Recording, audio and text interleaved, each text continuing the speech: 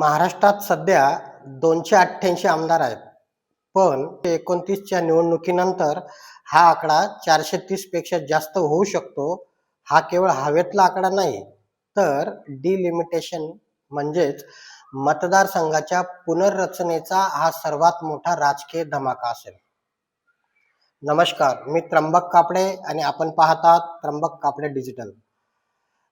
आज आपण महाराष्ट्राच्या राजकारणातल्या अशा एका विषयावर बोलणार आहोत, ज्याने सध्याच्या प्रस्थापित नेत्यांची झोप उडवली आहे.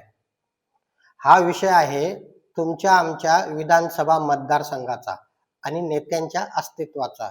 मंडळी, सध्या महाराष्ट्र विधानसभेच्या ज्या 288 जागा आहेत त्या 1971च्या जनगणनेनुसार तयार केल्या आहेत.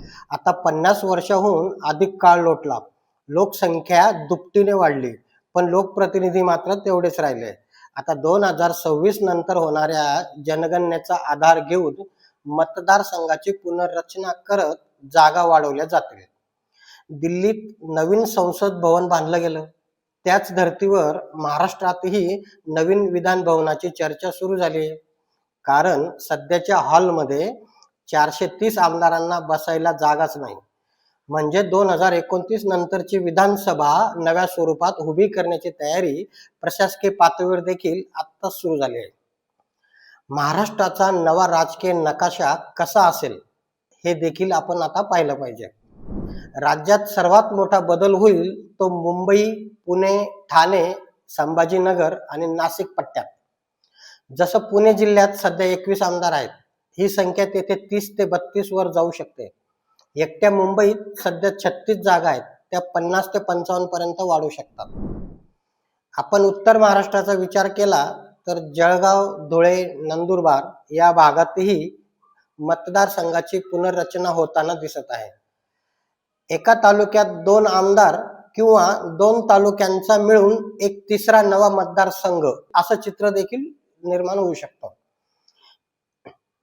जेथे लोकसंख्येची घनता जास्त आहे तेथे मतदारसंघाचा भूगोल लहान होईल, पण आमदारांची संख्या वाढेल. ज्या मतदारसंघाची मोडतोड होईल तेथे मात्र मोठी गडबड होऊ शकते. समजा एका दिग्गज नेत्याचा मतदारसंघ 2 भागात विभागला गेला तर त्यांची हक्काची मतं विभागली जातील आणि नवीन भागात नवा चेहरा द्यावा लागेल. यातून घराणेशाहीला वाव मिळेल की नवीन कार्यकर्त्याला, हे त्या प्रस्थापित लोकप्रतिनिधीचं वलय किंवा तेथील इच्छुकांची तयारी, मतदारांची मानसिकता यावरच सारं गणित त्यावेळेस अवलंबून राहणार आहे. मतदारसंघाची पुनर्रचना तर होणारच आहे, त्यात भर म्हणजे 33% जागा महिलांना त्यांच्या आरक्षण हक्कानुसार द्याव्या लागणार आहेत. म्हणजे काय, तर विधानसभेतल्या 430 पैकी साधारण 140 जागा ह्या महिलांसाठी राखीव असतील. या ऐतिहासिक बदलानंतर अनेक पुरुष आमदारांना आपल्या जागा सोडाव्या लागतील किंवा घरातील महिलांना रिंगणात उतरावं लागेल. जागा वाढल्यामुळे लहान पक्षांना आणि अपक्षांना संधी वाढेल का, की मोठ्या पक्षांचीच मक्तेदारी कायम राहील, यावर सध्या पडद्यामागे वेगवेगळ्या पातळ्यांवर चर्चा, मंथन, नियोजन, आराखडे, बांधणी आदी वेगवेगळ्या हालचाली सुरू झाल्या आहेत. जागा वाढल्यानंतर लोकप्रतिनिधींची संख्या वाढेल, पण त्यात जनतेचा काय फायदा होईल, काय तोटा होईल, याचीही चर्चा दुसऱ्या बाजूने सुरू झाली आहे. जागा वाढल्यामुळे प्रशासन लोकांच्या अधिक जवळ जाईल, हा एक तर्क आहे.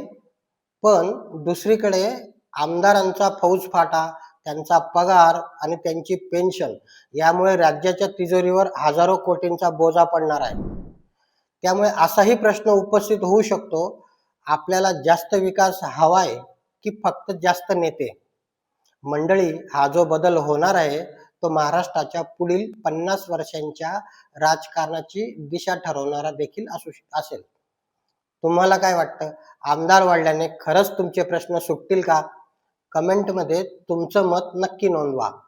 अशाच सखोल आणि माहितीपूर्ण विश्लेषणासाठी पाहत राहा त्र्यंबक कापडे डिजिटल. पुढच्या भागात आपण लोकसभेच्या वाढणाऱ्या जागा आणि राजकीय गणित काय असेल याबाबत इन डेप्थ माहितीपूर्ण विश्लेषण करणार आहोत. पुढील व्हिडिओचं नोटिफिकेशन प्राप्त होण्यासाठी त्र्यंबक कापडे डिजिटल या यूट्यूब चॅनलला सबस्क्राईब, लाईक आणि शेअर करायला मात्र विसरू नका. मी पुन्हा एकदा सांगतो, चॅनल सबस्क्राईब करायला पैसे लागत नाही. धन्यवाद.